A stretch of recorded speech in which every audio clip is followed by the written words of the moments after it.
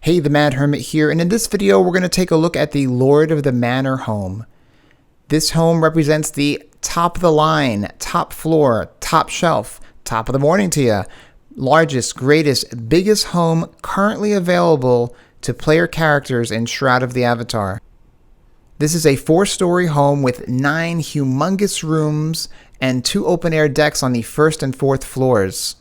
Notice I said decks, not balconies. These are large, expansive, open-aired spaces.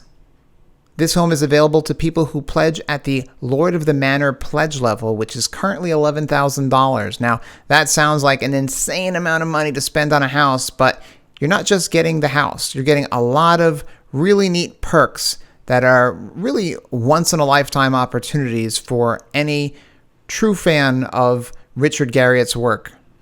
Aside from getting every perk available to every pledge level below Lord of the Manor, the biggest reward you'll get here at this level is the opportunity to join Richard Garriott in a personal tour of Britannia Manor, which is his legendary estate in Austin, Texas. Of course, you'll receive a rent-free city deed, a 4-story city stone basement, and your in-game avatar will receive the honorific title of Archduke to be proudly displayed for all to see within the game.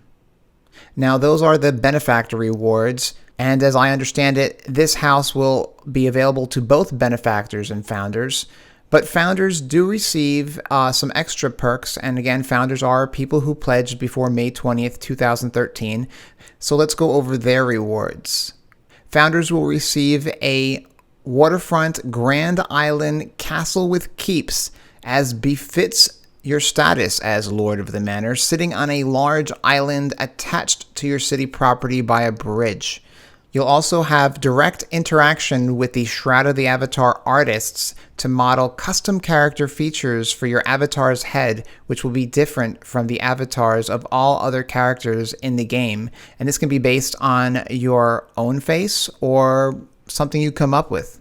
You'll also receive a uniquely identifiable Founder's Lord of the Manor crown and an original copy of Richard Garriott's Akalabeth. Finally, your in-game avatar will also receive the honorific title of Grand Duke and Lord of the Manor.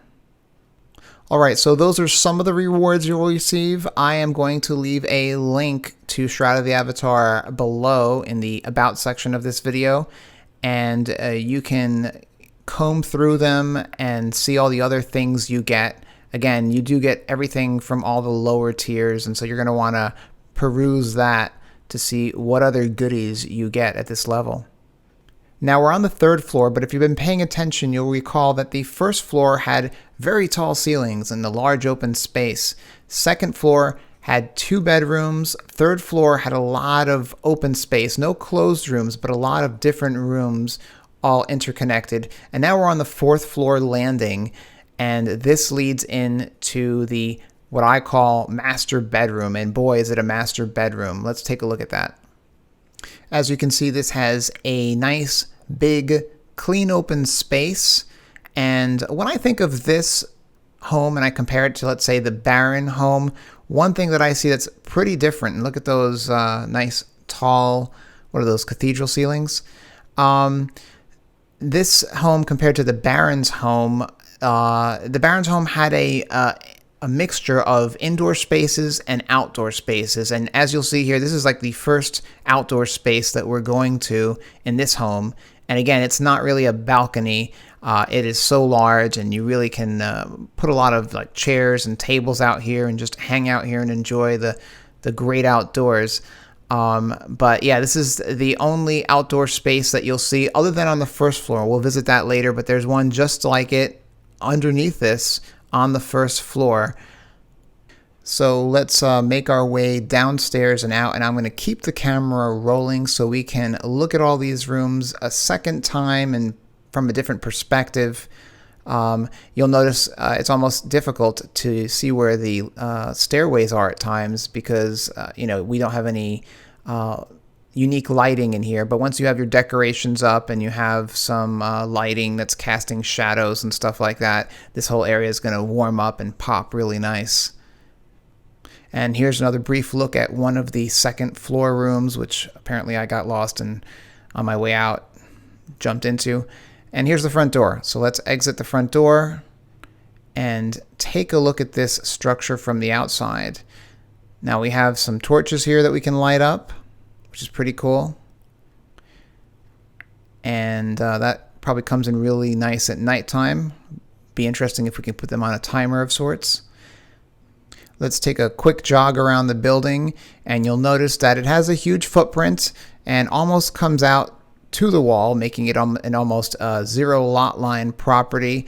But that's okay. That means that there's a lot more space inside. And here's that first floor deck that I was talking about, which mirrors the one on the fourth floor outside of the master bedroom. And this one is accessible from here. You can actually climb up the stairs and, have serve your hors d'oeuvres out here to your guests. And I couldn't open up this door from the inside, and apparently I have to open it from the outside. Probably just a pre-alpha release 1 glitch, but I guess we should be able to open those doors from both sides when the game is finally released. Again, remember, this is all pre-alpha code. This is pre-alpha release 1. So it's really not intended for, public consumption. But the Shroud of the Avatar team was kind enough to let us take a look. Now, there you go. There's a city lot with the Benefactor night home. And as you could see, it is, tiny in comparison to this estate. Anyway, this is the Lord of the Manor home. I hope you liked this video. If you did, give it a thumbs up. If you have questions or comments, leave them below, and I'll see you next time.